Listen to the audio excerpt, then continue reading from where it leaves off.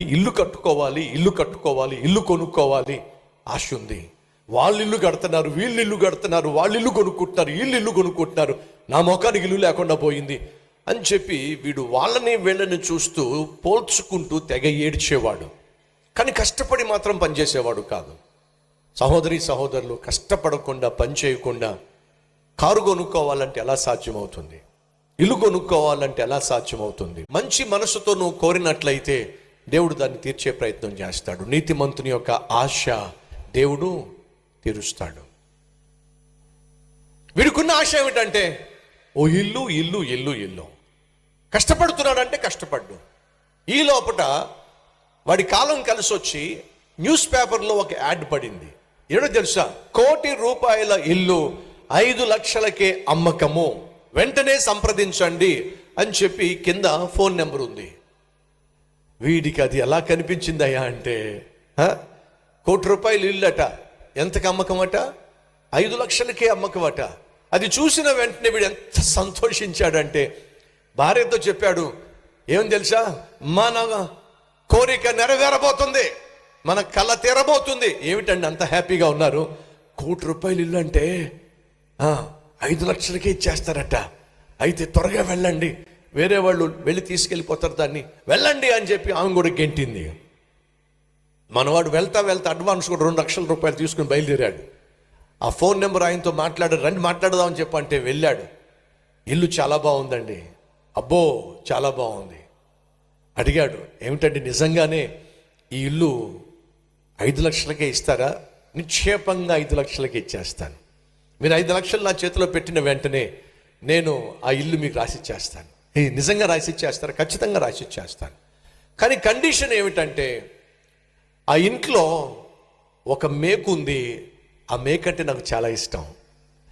ఇల్లంతా మీరు తీసేసుకోండి, ఆ మేకు జోలికి మాత్రం వెళ్ళకండి, ఆ ఒక్క మేకు మాత్రం నాది అని చెప్పన్నాడు. వీడు పిచ్చోడు మేకు కోసం ఇల్లే ఇచ్చేస్తున్నాడు, ఇంతకంటే అమాయకుడు ఇంకెవడు ఉంటాడని చెప్పి దాందే ఉందండి, ఇల్లు నాది మేకు మీది, ఏముంది అలాగే, మరి మిగతా 3 లక్షలు ఎప్పుడు తెస్తారు? సాయంత్రం తెచ్చేస్తా. సాయంత్రం 3 లక్షలు తెచ్చి 5 లక్షలు చేతిలో పెట్టేశాడు, మొత్తం రాసిచ్చేశాడు. మేకు నాది, ఇల్లు నీది అంటూ.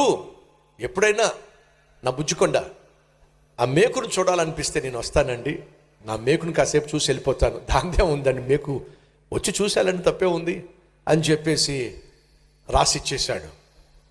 భార్య భర్త బిడ్డలు ఎంతో సంతోషంగా ఆ ఇంట్లోకి వచ్చేసారు, షిఫ్ట్ అయిపోయారు. పండగే పండగ, పండగే పండగ. 1 కోటి రూపాయల ఇల్లు 1 లక్ష రూపాయలకి ఇచ్చేశాడు, 5 లక్షలకి ఇచ్చేశాడు. ఎంత సంతోషించాడో. 3వ రోజు అర్ధరాత్రి 2 గంటలకు ఎవరో వచ్చి తలుపు తట్టారు. ఈ టైంలో ఎవరు వచ్చారు అని చెప్పేసి నిద్రపోయేవాడు కాస్త లేచి వచ్చాడు. తలుపు తెరిస్తే అమ్మినోడు. ఏంటి సార్ ఇప్పుడు వచ్చారు? ఏం లేదు, నా బుజ్జుకొండ మేకును చూడాలనిపించింది, ఒకసారి చూసి వెళ్దామని వచ్చాను. ఏమిటండి, మీరు మేకును చూడొచ్చు కానీ మరీ దారుణంగా మిడ్-నైట్ 2 గంటలకు వచ్చి మేకు చూస్తానంటారు ఏమిటి? అది కూడా మీ మేకు నా బెడ్రూమ్లో ఉంది, నా భార్య పిల్లలు అక్కడే పడుకున్నారు, ఈ టైంలో కష్టం కదా అండి. బాబో, మేకు నాది, ఇల్లు నీది, నువ్వు నా మేకు గురించి అధిక ప్రసంగాలు చేయొద్దు, ఎప్పుడు చూడాలనుకుంటే అప్పుడు చూస్తానని చెప్పి నేను రాసి ఇచ్చాను. అది కరెక్టేనండి, మరీ మిడ్-నైట్ 2 o'clock వచ్చి చూస్తానంట. దాంట్లో నువ్వేమైనా టైమింగ్స్ పెట్టావా? నేనేమైనా టైమింగ్స్ పెట్టానా? ఎప్పుడు చూడాలనిపిస్తే అప్పుడు చూస్తానన్నాను కాబట్టి చూస్తానయ్యా. సరే రండి బాబు, వచ్చి చూసి వెళ్ళిపోండి అని చెప్పంటే వచ్చాడు. 5 నిమిషాలు చూశాడు, వెళ్ళడే. 10 నిమిషాలు చూశాడు, వెళ్ళడే. ఇంకా చాలేండి చూసింది, బయలుదేరండి. నా మేకు నా ఇష్టం, అనవసరంగా నన్ను డిస్టర్బ్ చేయొద్దు. అలాగే చూస్తూ ఉంటే వాడేమో మేకును చూస్తూ ఉంటే వీడేమో ఈయన చూస్తూ ఉన్నాడు. 1 గంట సేపు చూశాడండి. అట్లాగా 1 గంట సేపు చూసి వెళ్ళిపోయాడండి. భార్యకు నిద్ర లేదు, బిడ్డలకు నిద్ర లేదు, వాడికి నిద్ర లేదు. ఇదేం మేకు, ఇదేం వ్యవహారం అని చెప్పి మనిషి తల్లడిల్లిపోయాడు. ఆయన వెళ్ళిపోయిన తర్వాత అమ్మయ్య పేడ విరుగుడు అయిపోయిందని చెప్పేసి ప్రశాంతంగా పడుకున్నాడు. 2 రోజులు అయిన తర్వాత మళ్ళీ వచ్చాడండి. అర్ధరాత్రి బాగా తాగేసి 3 గంటలకు ఊక్కుంటూ వచ్చాడు. తలుపు తట్టాడు.